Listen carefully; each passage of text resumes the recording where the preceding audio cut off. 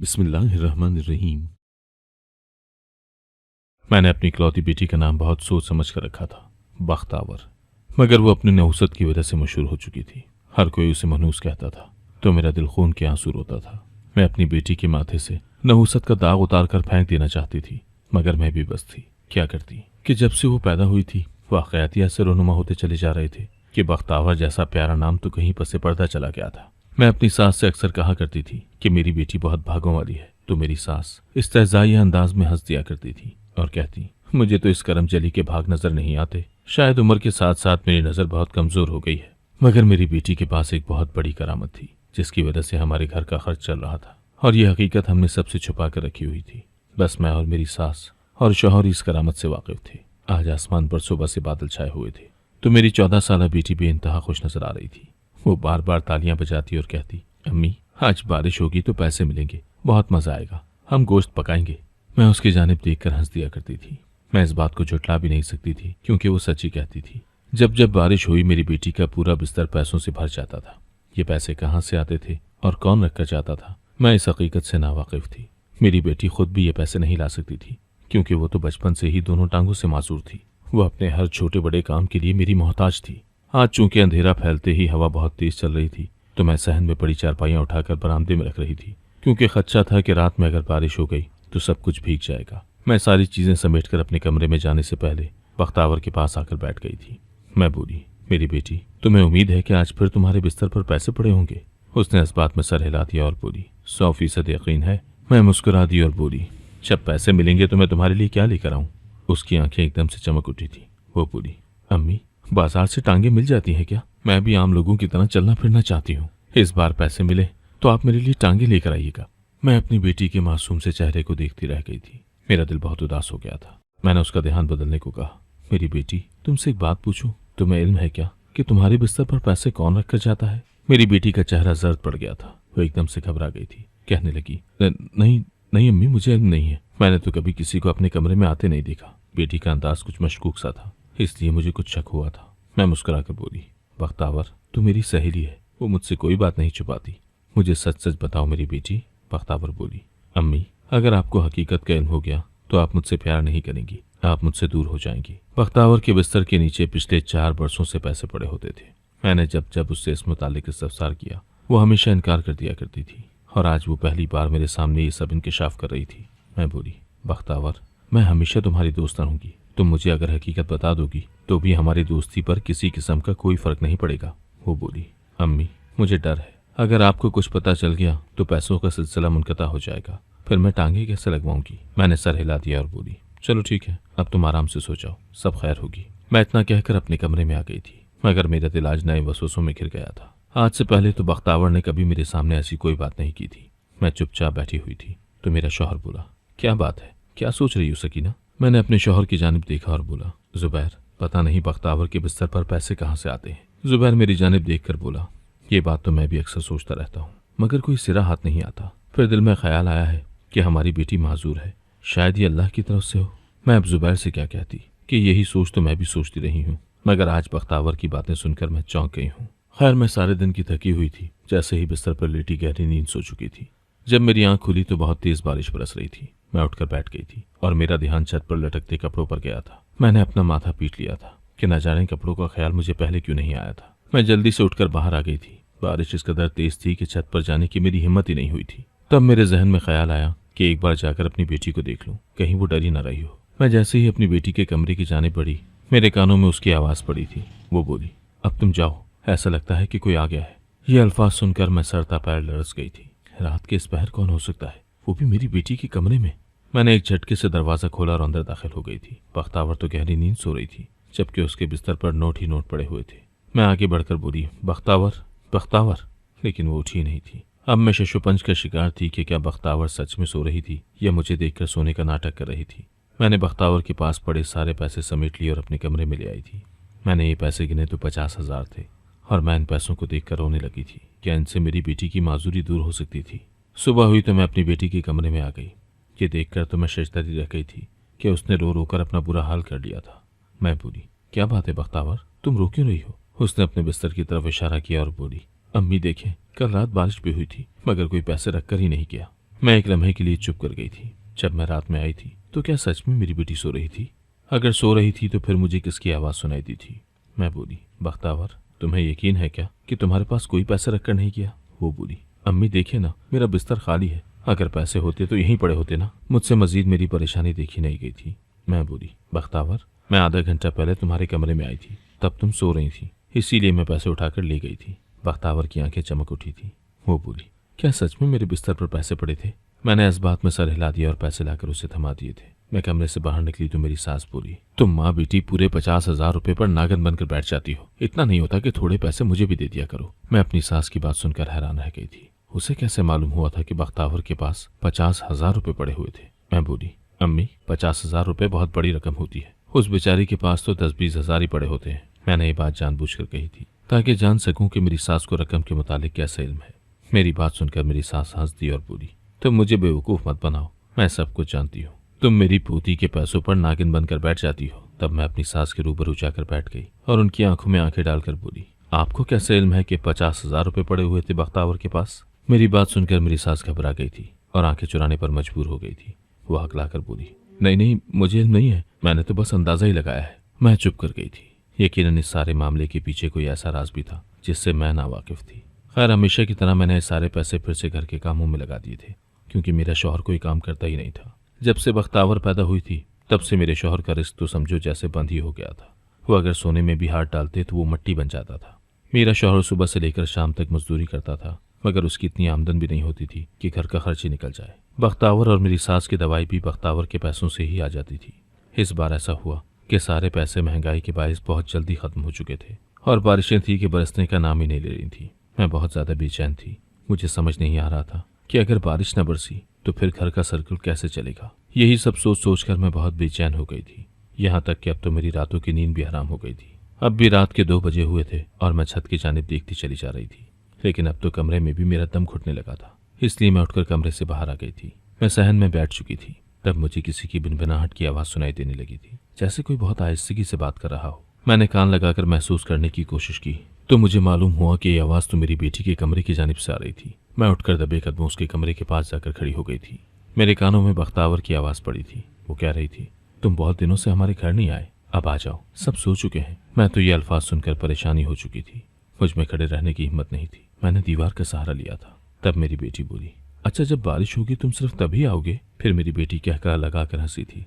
वो बोली, नहीं नहीं, मुझे सिर्फ पैसों की गर्ज नहीं है। मैं तुम्हें पैसों के लिए नहीं बुला रही, मैं तो अपने लिए बुला रही हूँ, क्योंकि मेरा दिल नहीं लगता। मैं तो अब खड़ी भी नहीं रह सकी थी, इसीलिए जमीन पर ही बैठ गई थी। फिर मेरी बेटी ये कहकर चुप कर गई थी कि मैं तुम्हारा इंतजार करूंगी। मैं बड़ी मुश्किल से उठकर खड़ी हुई थी। मैंने अपनी बेटी के कमरे में झांक कर देखा था। वो अकेली लेटी हुई थी। मैं लरसते वजूद के साथ अपने कमरे में वापस आ गई थी। ये सवाल मुझे बेचैन कर रहा था कि आखिर मेरी बेटी रात के इस पहर किसके साथ बात कर रही थी। मेरी बख्तावर इस दुनिया में सबसे ज्यादा नजदीक मेरे थी। मेरा तो उसके कमरे में आना जाना लगा रहता था। फिर मैं इस सारी हकीकत से कैसे नावाकिफ थी? बख्तावर मुझसे क्या छुपा रही थी? अब मुझे अपनी बेटी का पहरा देना था। मैंने सोच लिया था कि मैं इस मामले में मजीद कोताही नहीं करूंगी। अब मैं साई की तरह हर रात बख्तावर के साथ चिपके रहती थी। वो सारा दिन खामोश पड़ी रहती थी, मगर जैसे ही मैं कमरे से बाहर निकलती तो मेरे कानों में भिनभिनाहट होने लगती थी। मैं जैसे ही बख्तावर के कमरे के पास जाती तो फिर से खामोशी हो जाती थी। बख्तावर का हर महीने चेकअप होता था और उसे मैं ही डॉक्टर के पास लेकर जाया करती थी, मगर मैंने सोच लिया था कि बख्तावर का राज मालूम करने के लिए मैं इस दफ़ा उसके साथ नहीं जाऊंगी। यूं जिस दिन बख्तावर की डॉक्टर के साथ अपॉइंटमेंट थी, मैं बिस्तर पर लेट गई और हाय हाय करने लगी थी कि मुझे तो बहुत बुखार हो गया है। मेरे शौहर ने मेरी ये हालत देखी तो वो बोला, चलो तुम्हारी तबीयत तो खराब है, मैं ही बख्तावर को डॉक्टर के पास ले चलूंगा। मैंने इस बात में सर हिला दिया था। मैं अपने मिशन में कामयाब हो चुकी थी। मैं बख्तावर के कमरे का जायजा लेना चाहती थी। खैर, जैसे ही बख्तावर और जुबैर घर से निकले, मेरी सास मेरे पास आकर बैठ गई। वो बोली, सकीना, मुझे आज भी इस बात का बहुत अफसोस है कि जुबैर ने तुम्हारे साथ शादी क्यों कर ली थी। मैंने अफसोस से अपनी सास की जानिब देखा। वो 18 बरस पुरानी बात को अभी तक दिल से लगाकर बैठी हुई थी। वो बोली, मैंने तो जुबैर के लिए अपने जैसे खाते पीते लोगों में रिश्ता ढूंढा था, मगर न जाने उसकी नज़र गुर्बत की चक्की में पिसती हुई लड़की पर कैसे पड़ गई थी। मुझे तो 100% यकीन है कि तुम ही ने उसके पैसे से मरूब होकर उसे अपने जाल में फंसा लिया था। मगर देखो खुदा की करनी, तुमने और तुम्हारी बेटी ने हमें किस हाल में पहुंचा दिया। जिस दिन बख्तावर इस दुनिया में आई थी, हमारा करोड़ों का बिजनेस डूब गया था। हम महल से निकलकर इस 2 कमरों के मकान में आ गए थे। उस दिन से तुम्हारा शौहर कोई भी काम नहीं कर सका, और तो और तुम्हारी बेटी भी माजूर निकली। तुम मेरे जुबैर को और औलाद भी नहीं दे सकी। मैंने बहुत बार उससे कहा कि दूसरी शादी कर लो, मगर वो तुम्हारे साथ मुखलिस रहा। मेरी सास बहुत सफाक औरत थी। वो मेरी जिंदगी का अलमिया ऐसे मजे ले लेकर सुना रही थी जैसे किसी ड्रामे की कहानी सुना रही हूँ। मैं बोली, अम्मी मैं जरा अपनी बेटी का कमरा साफ कर दूं। इतना कहकर मैं वहां से उठ गई थी और बख्तावर के कमरे की तलाशी लेने लगी थी। और फिर मेरे हाथ एक ऐसी चीज लगी थी जिसे देखते ही मैं सकते में आ गई थी। मेरी बेटी बख्तावर के बिस्तर के नीचे से एक मोबाइल बरामद हुआ था। जी हाँ, मेरी उस माजूर बेटी के पास मोबाइल था जो कभी घर से बाहर निकली ही नहीं थी। वो कहीं आ जा नहीं सकती थी। मैं ही अपनी बेटी को लेकर अस्पताल जाती थी और उसे अपने साथ वापस लाती थी। फिर ये सब कैसे हुआ था? मैंने लरसते हाथों के साथ उसके मोबाइल की तलाशी लेना शुरू कर दी थी। उस पर एक ही नंबर से फोन आया हुआ था और बार बार आया हुआ था। मेरी आंखों से आंसू बहने लगे थे। मैंने बख्तावर के मोबाइल से वही नंबर डायल कर दिया। दिल बुरी तरह से धड़क रहा था कि न जाने आगे से कौन बात करेगा। तभी एक मर्दाना आवाज मुझे सुनाई दी थी। जो कोई भी था वो कह रहा था, बख्तावर मैं तुमसे मिलने के लिए आ जाऊंगा। ऐसी भी क्या बेचैनी है कि तुम दिन भर मुझे फोन करके बुलाती रहती हो। मैं थर थर कांपने लगी थी और फोन वापस उसकी जगह पर रख दिया था। मेरा रो रो कर बुरा हाल हो चुका था। ये सब क्या हो रहा था? मुझे तो कुछ भी समझ नहीं आ रहा था। मैं अपनी बेटी पर शक नहीं करना चाहती थी क्योंकि वो बहुत मासूम और कम उम्र थी, लेकिन अगर उस पर शक न करती तो क्या करती। खैर, मैं तो यूं ही सकते में बैठी रह गई थी। 2 घंटे तक मेरा शौहर और बेटी घर वापस आ चुके थे। मेरी बेटी खुश थी। वो बेचारी जब भी घर से बाहर निकलती तो बहुत खुश होती थी, मगर इसके बरक्स मेरे शौहर के चेहरे पर 12 बजे हुए थे। वो कुछ कहे बिना ही अपने कमरे में चले गए थे। मेरा दिल तो चाह रहा था कि मैं बख्तावर के मुंह पर थप्पड़ मार मार कर उससे सारी हकीकत मालूम कर लेती, मगर इस तरह मुझे यही डर था कि वो सच छुपा लेगी, जबकि मैं इस मामले की तह तक जाना चाहती थी। मैंने बख्तावर को खाना दिया और अपने कमरे में आ गई, जहां जुबैर गहरी सोच में खोया हुआ था। मैं जुबैर के पास जाकर बैठ गई और बोली, क्या बात है? डॉक्टर ने क्या कहा है जो आप इस कदर परेशान लग रहे हैं? जुबैर बोला, कुछ नहीं, बस उसने चेकअप किया और मेडिसिन दे दी। मैं बोली, आपकी परेशानी की वजह क्या है? जुबैर ने खाली खाली निगाहें मेरे चेहरे पर गाड़ दी थी। वो बोला, सकीना, बख्तावर मेरी बेटी है। मैं इसके मुतालिक कुछ भी ऐसा वैसा नहीं कह सकता, मगर आज मैंने जो देखा उसने मेरा दिल लर्जा कर रख दिया है। मैं जुबैर की बात सुनकर दंग रह गई थी। मैं बोली, क्या बात है जुबैर, आप खुलकर बताएं मुझे। जुबैर ने नफी में सर हिला दिया और बोला, ऐसा कुछ भी कहने से अच्छा है कि मुझे मौत आ जाए। मैं कुछ भी नहीं कहूंगा, तुम मुझे मजबूर मत करो। इतना कहकर जुबैर उठकर बाहर निकल गया था। अब तो मुझे इस बात पर 100% यकीन हो गया था कि मेरी बेटी उतनी मासूम नहीं थी जितना मैं उसे समझ रही थी। यकीनन कुछ न कुछ तो गड़बड़ जरूर थी। मैंने सोचा था कि अपनी बेटी से 2 टोक बात करूंगी। मैं उठकर बख्तावर के कमरे में आ गई और बोली, बख्तावर, क्या कुछ ऐसा है जो तुम मुझसे छुपा रही हो? मेरी बात सुनकर वो घबरा गई थी। उसने नफी में सर हिला दिया था। मैं बोली, अच्छी तरह सोच लो, ये ना हो कि फिर ऐसी कोई बात हो जाए कि मैं तुम्हें माफ न कर सकूं। वो बोली, अम्मी आप ये सब क्यों कह रही हैं? मैं बोली, बस मेरा आज दिल बेचैन हो रहा है। बख्तावर रोने लगी थी। वो बोली, अम्मी मुझसे एक बहुत बड़ा गुनाह हो गया है, मुझे माफ कर दें। मैं उसकी बात सुनकर दंग रह गई थी। मैं बोली, कैसा गुनाह? मुझे सच सच बता दो, नहीं तो मेरा दिल फट जाएगा। बख्तावर मेरे गले लग गई और रोती चली जा रही थी। वो बोली, अम्मी मैं आपको कुछ भी नहीं बता सकती, मुझे डर है कि आप मुझसे नफरत करने लगेंगी। मैं चीख पड़ी थी और बोली, बख्तावर मैं कह रही हूँ कि मुझे सब कुछ बता दो। वो बोली, अम्मी मैंने आपको और अब्बू का भरोसा तोड़ दिया है। मेरे कदम बहक गए थे। मैं चीख पड़ी थी और बोली, तुमने अपनी उम्र देखी है, इस उम्र में तुम्हारे कदम कैसे बहक सकते हैं? उसने मेरे आगे हाथ जोड़ दिए और बोली, अम्मी आज मुझसे कुछ मत पूछें, मैं खुद ही कल तक आपको सारी बात बता दूंगी। अभी मुझ में इतनी हिम्मत नहीं है। मैं कुछ कहे बिना ही उठकर बाहर आ गई थी। मेरे अंदर इस तरह ठांटे मार रहा था। मैं बिल्कुल गुमसुम बैठी हुई थी। मेरे शौहर की भी यही हालत थी। घर के काम भी मैंने बड़ी मुश्किल से निपटाए थे। रात हुई तो अचानक ही बादल आ गए और जोरों शोर से बारिश बरसने लगी थी। मैंने सोचा कि आज तो हर रात से पर्दा उठकर ही रहेगा। मैंने किसी पर भी कुछ जाहिर नहीं होने दिया और अपने कमरे में सोने के लिए चली गई थी। मगर जैसे ही जुबैर की आंख लगी, मैं अपने कमरे की खिड़की में बैठकर देखने लगी थी कि अब कौन आएगा। जैसे ही रात का 1 बजा, 2 अफराद हमारे घर की दीवार फलांग मेरी बेटी के कमरे में चले गए थे। मैं भी जल्दी से कमरे से बाहर निकली थी। मैं अपनी बेटी के कमरे के दरवाजे के पास जाकर खड़ी हो गई थी। मुझे बख्तावर के रोने की आवाजें आ रही थी। वो बोली, तुम लोग चले जाओ यहाँ से, मुझे नहीं जरूरत किसी की। मैं अपने वालिदैन को मजीद धोखा नहीं दे सकती। अपने पैसे भी वापस ले जाओ। एक बड़ा मर्द था। वो कहने लगा, ऐसी भी क्या बात हो गई है जो तुम ऐसा कर रही हो बेटी? इससे पहले कि मैं अपनी बेटी का जवाब सुन पाती, मुझे अपने अकब से किसी के कदमों की चाप सुनाई दी। मैं जल्दी से दरवाजे की ओर में छुप गई थी। ये कोई और नहीं, मेरी सास थी। वो भी मेरी बेटी के कमरे की तरफ चल दी थी। अब तो सामने का मंजर बिल्कुल वाज़ेह था। मेरी सास कमरे में जाते ही उस आदमी के गले लगकर रोने लगी थी और बोली, बेटा तुम बहुत दिनों बाद आए हो। वो कहने लगा, अम्मी बख्तावर को क्या हुआ है? ये हमें जाने का क्यों कह रही है? मेरी सास गुस्से से बोली, इसका तो दिमाग खराब हो गया है, अपनी माँ की तरह। तुम बताओ सब खैर खैरियत है ना? वो कहने लगा, जी अम्मी सब खैर है। फिर मेरी सास बख्तावर की उम्र के लड़के की जाने पड़ी थी और उसका माथा चूम कर बोली, दादी तुम्हें बहुत याद करती है। वो लड़का चुपचाप खड़ा था। मैं तो हमेशा से ही यही सोचती आई थी कि मेरा शौहर इकलौता भाई है। अब ये एक नई चीज थी जो मेरे सामने आई थी। खैर, उस आदमी ने मेरी बेटी के हाथ में पैसे पकड़ा दिए थे और बोला, इस बात का किसी को इल्म ना हो कि हम आए थे, नहीं तो तुम्हारा बाप मर जाएगा। मेरी बेटी ने लरसते हाथों के साथ वो पैसे पकड़ लिए थे। जैसे ही बख्तावर ने वो पैसे अपने पास रखे, उसकी गर्दन एक जानिब को लड़क गई थी। फिर जो वहां हुआ था उसने तो मुझे दम बखुद कर दिया था। मैं थर थर कांपने लगी थी। मैंने तो कभी ख्वाब में भी नहीं सोचा था कि मेरी बेटी अपने ही घर में महफूज नहीं होगी। फिर वो लोग जिस तरह आए थे वैसे ही चले गए थे। मैं भी अपने कमरे में आ गई थी। मेरी आंखों ने सारा मंजर देख लिया था, मगर दिमाग समझने से कासिर था कि हुआ क्या है। मैं सुबह होती ही अपनी बेटी के कमरे में चली गई थी। उसने मुझे पैसे थमा दिए थे।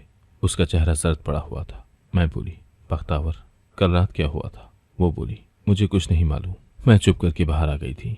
मुझे कुछ भी सुझाई नहीं दे रहा था। किससे सवाल करती और किससे जवाब तलब करती। मैं निहायत परेशान थी। यूं ही दिन बीतता चला जा रहा था जब मुझे एक रॉन्ग नंबर से फ़ोन आया था। मैंने फ़ोन उठाया तो एक लड़की की आवाज़ सुनाई दी थी। वो कहने लगा, आप सकीना बात कर रही है ना? मैंने कहा, हाँ हूँ। वो बोला, मैं आज आपको एक बहुत अहम बात बताने जा रहा हूँ, आपकी बेटी के मुतालिक। एक बार आकर आप मुझसे मिल लें। मैं बोली, तुम कौन हो और मुझे कहाँ आना है? वो बोला, मैं इस कहानी का बहुत अहम किरदार हूँ, आप अपने घर के सामने वाले पार्क में आ जाएं।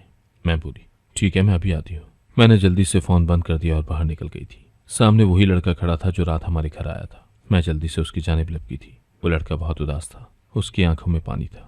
मैं बोली, तुम कौन हो? उसने बेंच की जानिब इशारा किया और बोला, यहाँ आकर बैठ जाए। हो सकता है सच आपको बर्दाश्त ना हो और आपको सहारे की ज़रूरत पड़े। मैं चुपचाप बैठ गई थी। वो बोला, मेरा नाम समीर है, मैं अब्दुल वहाब का बेटा हूँ। ये नाम आपके लिए गैर मारूफ होंगे तो मैं आपको बताता चलता हूँ कि अब्दुल वहाब आपके शौहर का सौतेला भाई था, दादी का सगा बेटा। आपका शौहर आपकी सास का सौतेला बेटा है। दादा ने मरते वक्त अपनी आधी जायदाद मेरे अब्बू के नाम कर दी थी और आधी जायदाद आपके शौहर के नाम। दादी आपके शौहर की जायदाद पर काबिज होना चाहती थी, इसलिए उन्होंने ताया अब्बू के लिए अपने भाई की बेटी का रिश्ता मांग लिया था, मगर वो आपसे मोहब्बत करने लगे थे और आपसे शादी कर ली थी। दादी से ये सब हजम नहीं हुआ था। अब्बू भी गुस्से में थे। उन्होंने इस बात को बहाना बनाकर घर छोड़ दिया था और फिर बहुत ही खतरनाक खेल शुरू हो गया। जिस रोज आपके घर बख्तावर की पैदाइश हुई थी, मेरे अब्बू ने एक चाल चली और ये जाहिर किया कि बिजनेस दिवालिया कर गया है और सारा पैसा लेकर फरार हो गए थे। दादी अपने बेटे से दूर थी। वो चाहती थी कि वो वापस आ जाए, मगर अब्बू रजामंद नहीं हुए थे। आपके घर में गुर्बत का राज था। अब्बू को डर था कि जब बख्तावर बड़ी हो जाएगी तो वो पढ़ लिख कर उनसे अपने वालिद का हिस्सा छीन लेगी, इसलिए उन्होंने पक्का पक्का इंतजाम करने का सोचा था। जहां तक गुर्बत का ताल्लुक था, इसका हल भी उन्होंने सोच लिया था। अब्बू जब भी बारिश होती तो आपके घर आते और बख्तावर को पैसे देते और कहते कि मैं तुम्हारा चचा हूँ और तुम्हारी शादी अपनी बेटी से करवाऊंगा। पैसे पकड़ाते हुए वो बेहोशी की दवा बख्तावर को सुंघा दिया करते थे और फिर उसकी दोनों टांगों में ऐसा इंजेक्शन लगा देते थे जिससे उसकी टांगें माजूर हो गई थी। अब बख्तावर सवाल करने लगी थी कि आप मेरी शादी किससे करेंगे, इसलिए अब्बू मुझे भी साथ लाते थे। बख्तावर बेचारी इस बात को समझ चुकी थी। अब्बू ने बख्तावर को मोबाइल भी दे दिया था ताकि जब पैसे खत्म हो जाएं तो वो फोन पर उन्हें बता दे। इसका मकसद भी किसी किस्म की हमदर्दी नहीं थी। अब्बू चाहते थे कि आप लोगों के घर का खर्च पूरा होता रहे ताकि जायदाद का ख्याल ही ना आए। मैं ये बातें सुनकर फूट फूट कर रोने लगी थी। वो बोला, उस दिन जब ताया अब्बू बख्तावर को अस्पताल लेकर गए थे तो मैं भी वहीं पर था। बख्तावर शायद मुझसे मोहब्बत करने लगी है, इसलिए वो मुझे देखकर खुश हो गई थी और मुझे इशारे करने लगी थी। ताया अब्बू ने ये सब देख लिया था तो वो बहुत परेशान हो गए थे। मैं बोली, तुम ये सब पुलिस में बताने को तैयार हो? उसने इस बात में सर हिला दिया और बोला, मैं खुद बहुत गिल्टी फील करता हूँ। अफसोस तो इस बात का था कि मेरी सास भी इस सब में मुलविस थी। न जाने मेरे शौहर ने मुझसे अपने सौतेले भाई के मुतालिक क्यों छुपाया था। मैंने जब ये बातें घर जाकर अपने शौहर को बताई तो वो सख्ते में आ गया था। फिर मैंने पुलिस में मुकदमा दर्ज करवा दिया। मेरे देवर और सास को जेल हो गई। हमें जायदाद वापस मिल गई थी। मैंने अपनी बेटी का इलाज करवाया और अब वो अपने कदमों पर चल फिर सकती है। जिंदगी हसीन हो गई है, मगर मैंने बहुत कर्ब बर्दाश्त किया था। मेरी बेटी ने अपना बचपन किसी के लालच के हाथों खो दिया था, मगर शुक्र है कि मेरी बेटी चलने फिरने के काबिल हो चुकी है। अगर आपको आज की कहानी पसंद आई है तो वीडियो को जरूर लाइक कीजिएगा और अपने दोस्तों के साथ भी शेयर कीजिएगा। और हाँ, अगर आपने अभी तक हमारा चैनल सब्सक्राइब नहीं किया तो जरूर सब्सक्राइब करें। मिलते हैं कल एक नई और दिलचस्प कहानी के साथ। अल्लाह हाफिज।